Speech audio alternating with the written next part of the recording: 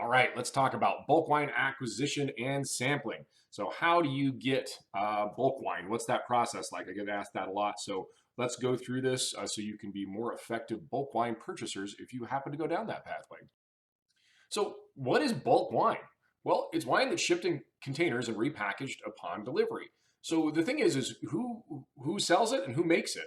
Well, the reality is that the people that make it very frequently are vineyard owners. And what they've done is they want to shift their timeline because grapes are really perishable. You only have a matter of a few weeks to pick them.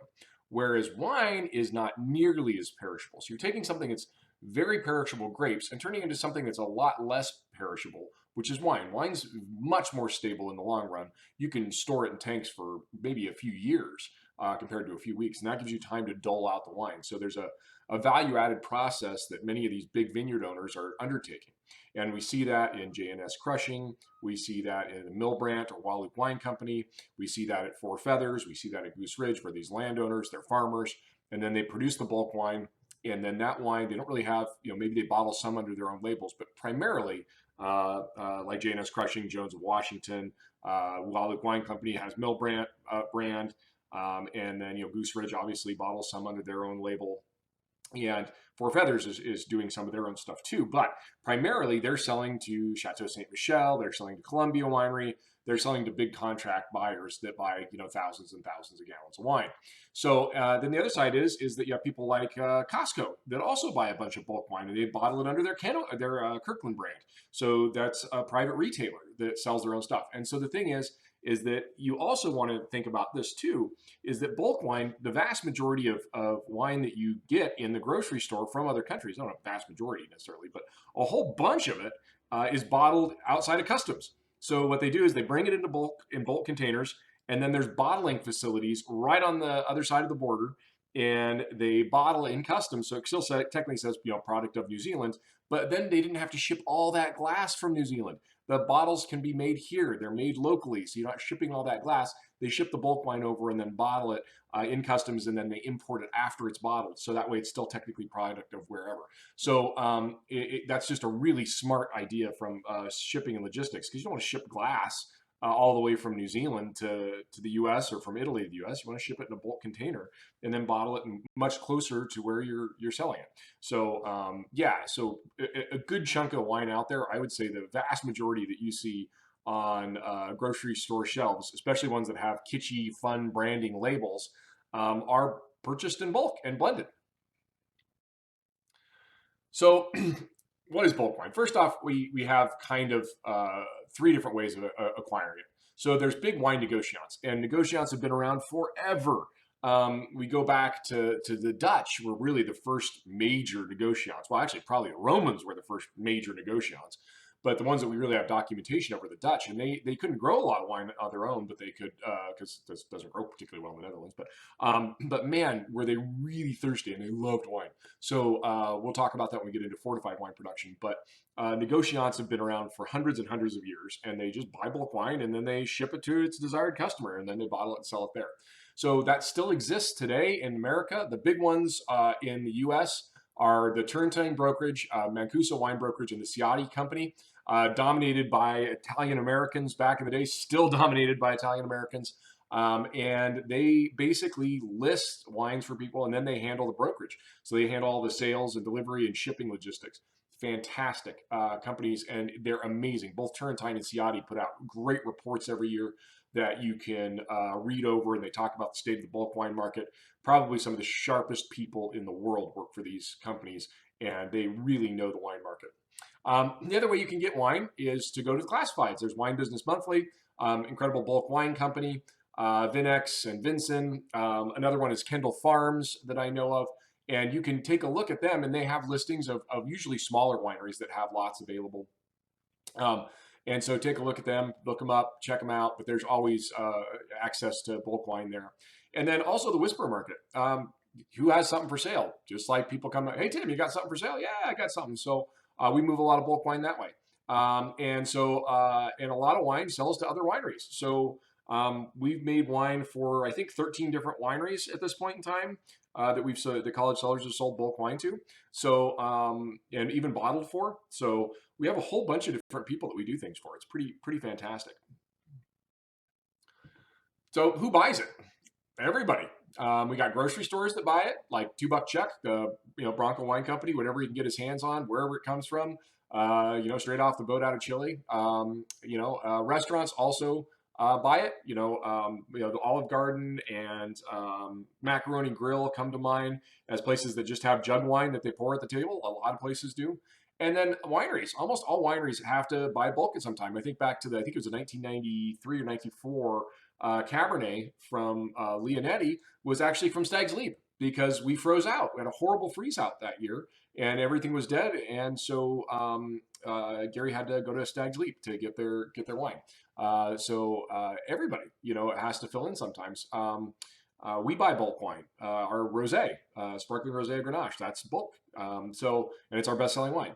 So think about that. I mean, everybody kind of does that if you need to. So, and I think now that it's coming to light that exists, and I think a lot of the stigma about it, I think the snobbery is kind of leaving wine, which is kind of cool. And I think people are going to be more open to just saying, yeah, we get the wine from so and so, and we blended it and did this. So anyway, and then other people buy it are all these importers, exporters, negotiant, and your goal is to buy low and sell high. I can promise you right now, from Sicily, I can get you solid bottled finished wine for $1 a bottle, $1 a bottle, and they will be happy to get it for you because they just have such an oversupply. Pretty amazing, but that's the way the market is. So, but the things to think about is, yeah, great, you can get really cheap wine, but then you got to get it to you. So, how much is it going to cost you to get the wine to where you're at? So, the other thing to think about too is if you're shipping, especially from the southern hemisphere, what do those temperatures look like? As a matter of fact, most people I know that do big bulk shipping these days include, transponders that send off temperature and record temperatures. And so a lot of times they'll try to get um, their shipments buried in the bottom of the ship, so it's quite a bit cooler. And you got to think about this that transit time on a boat from New Zealand could be as much as months to get it across the sea. I think it takes about 50 to 70 days to take a ship from Australia to America. So it takes a long time. The other things that you also want to do is talk about analysis of the wine. We also want to talk about that. We'll talk about that in a very reasonable way. And then also, how's the wine gonna? What's the stability of the wine when you send it? Shipping a sweet wine is tricky.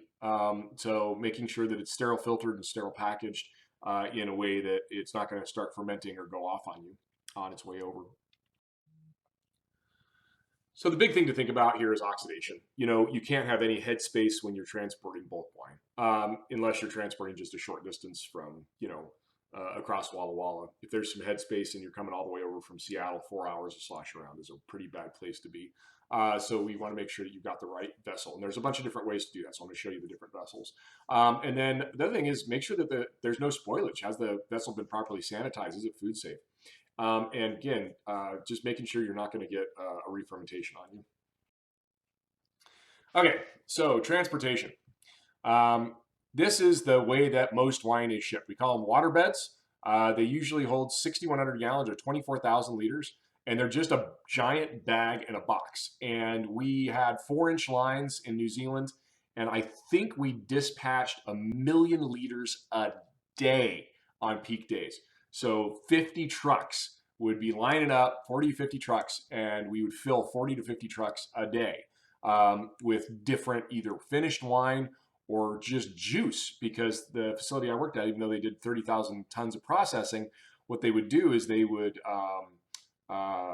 take your press the wine into juice, take the grapes and press them into juice, and then they would dispatch clean it up, filter, float, whatever the juice, and then they would ship it off to the wineries. And so just a tremendous number of clients also just shipping bulk juice, which is true too. I don't think you'd want to ship bulk juice from New Zealand across the ocean. That wouldn't come out very good. But reality is this is the way that most wine is shipped internationally. Another way to do it is an ISO tank. These ones are reusable, but they're very, very expensive. And basically what you do is they can hold a whole lot of wine, but these do have built-in temperature control. So if you're worried about that, you can have your own built-in temperature control, and they will come with their own chiller on board, so you can maintain a average temperature all the way across the ocean while they're getting shipped. This is the way we do things right across town. So if you need to get something, you're a small winery, we have flex tanks. They're made of polyethylene.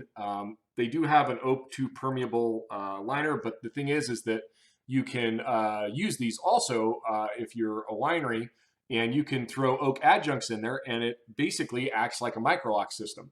And people love these because you can do a 300-gallon capacity, which is basically 5 barrels, throw oak in it, and in 8, 9 months, you have the equivalent of a wine that's been aged in a barrel. So these are really inexpensive way to get oak into your wine, and they're pretty inexpensive, and they're totally cleanable, usable, reusable forever. Another thing you can do is just use regular barrels on racks.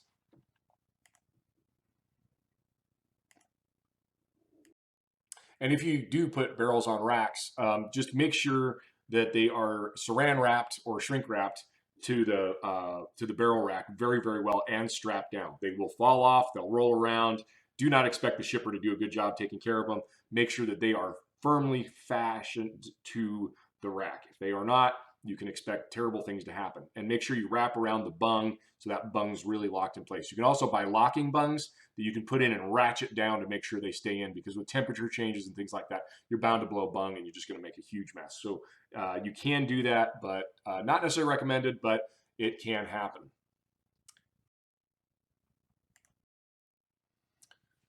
Okay, we talk about spacecrafts. These are really cool. They're basically a giant bag in a box. They come in a bunch of different sizes. And essentially what you do is you get a giant cardboard box, and then you get these liners and put them inside them. And basically it's just like, a bag in a box that you get in the store, except for it's, 200-300 gallons. And you just replace the bag. And then these also fold flat. So the shipping container doesn't take up a whole lot of space. So you can just fold the box flat and store it, and it's just like a big, giant, heavy-duty cardboard box.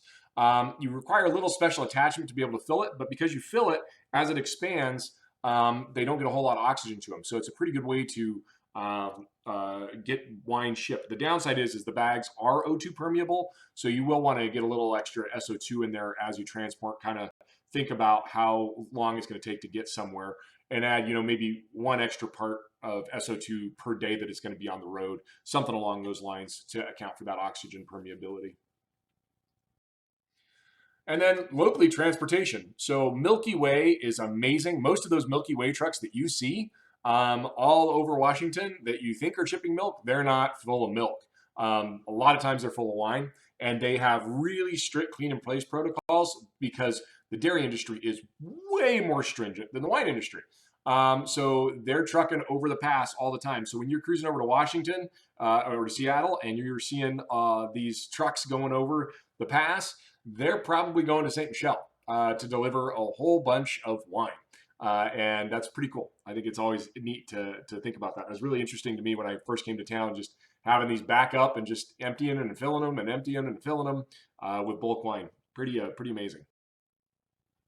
But legally, we've got to do a few things. Number one, you got to be a winery bonded by bulk wine. You can't buy bulk wine as an individual. It can't be for your personal consumption unless you want to bond your own winery to get, buy kegs of bulk wine, which is not an irrational thing to do. And so the other things we need to do is you need to have some sort of bonded transportation company to ship the wine in order to get it place to place. So most places are that way. Just make sure it's legal for them to drive alcohol across state lines. There's a few that we use. Vintners Logistics is probably one of my favorite. They're very, very good. They're a little bit more expensive, but at least you're going to get your wine there in a reasonable way, and they're going to take good care of it. But definitely a little more expensive, but usually worth it. So this is what we talked about before, but I want to take you through it. So first off, if you go out, sample wine, order some samples and have them brought to you, shipped to you, or go to a winery, taste throughout the winery, but take samples with you away. Take them to your clean room, your winery, your home, and sample them there. Make sure that you like them. And do them in a clean room externally so you have a clear judgment, because you're influenceable in a winery. There's too much olfactory noise in the back of the winery. If you like it, go ahead and run full analysis and send it out to a third party for verification. And then order 3 more bottles after that. So after you're sure you like it, order 3 bottles. Offer to buy 3 bottles. Say, hey, you know what? I really like this wine. We want to buy it. I need 3 bottles from you. Send them to me and pay for them. Offer $50 for 3 bottles of wine. Most people be like, oh yeah, let's do that. And pay for shipping, pay for it. This is part of the process. And then if you still like it, when you get that, get those 3 bottles, take one out, sample it right away, make sure you still like it, put it in a tube and send it out for third-party verification right off. Just send it out. And this is one of those places where you want to use a third-party inspector. That is the purpose of a lot of these labs out there. And if they're really AL2A accredited, that's really good, or there's some sort of accredited wine lab, because that way you are absolutely guaranteed that you've got good numbers. And so and that falls back on you later for when you order the wine. So you decide you like it, you get the analysis back, you're happy with your numbers, and then you say, okay, you place your order and say, all right, I need 1,000 gallons of your wine. They ship 1,000 gallons of wine to you, and voila, you get it. And first thing you do is second it hits the deck, before you put it in a tank, before you move the wine, before you do anything at all, pull a sample out of that tank, out of that container, put it in a tube, send it off for analysis. Generally, I recommend doing a chem panel, and I probably do a scorpion, a combined scorpion, before that wine even sets foot in a tank in any way, shape, or form, or a pump or a hose or anything. Send it off and verify what's in it, because you are bringing in somebody else's microflora. You want to check. And the last thing you want to do is end up with a winery transmitted disease. And you can do that. So last thing you want to do is end up with a bunch of Lactobacillus conchii, or really bad Pediococcus or Brettanomyces, something really nasty. So send it out, run it. And when you get that sample back and it's not only clean, but matches what you got before, then you accept it. And write that into your contract with whoever you're buying the wine from. Say, this is what we do. We have to do this. So I'm hoping to get some contract stuff up for you. But make sure to have it in your contract when you buy that wine, that you have the right to refuse it if the wine does not match what you were sampled. And then if everything checks out, just go ahead and blend it up, filter it, bottle it, and then save that 3rd bottle just in case of a recall. Just keep it in your cellar, label it up in case there's ever a problem down the road. That's your insurance policy. So, the other side is say you get the wine shipped to you and it doesn't match. It doesn't work. Say, hey, send it back. If it doesn't match, you've got not only the wine they sent you, but you've also got your 3rd bottle that's sitting there that you've got that's never been opened, and you can send those in and say, all right, this is what you sent me for sampling, and this is what you sent me to bottle, and they are totally different wines. And that does happen. So just be prepared to do something on your contract. So, things I would add is, oxidized from improper shipment, some big change in free SO2. But of course, if there's like a big change, like you got a wine that was, 13% alcohol and pH 3.6 when you sampled it, but the wine that shows up at your decks, pH 4.0 and 15.5% alcohol, then you've just got a totally different wine, and you've been scammed. So just importantly, just be prepared to have these little due diligence steps. Overall, this process costs around $300 for analysis, and it works out to very, very little money, and it'll save you a lot of heartache in the long run. So just a smart way to approach bulk wine purchasing. But I think once you go visit those websites, I encourage you to go to Ciati and Turrentine and look at the availabilities out there. There is, unless you are, if you're thinking about starting some sort of a business or a branding business, the bulk wine industry is a really easy way to dip your toe in the water without having to go full in on the purchase price of land and, equipment and everything else to process wine. Just another way to approach wine. So there we go. That's bulk wine in a nutshell.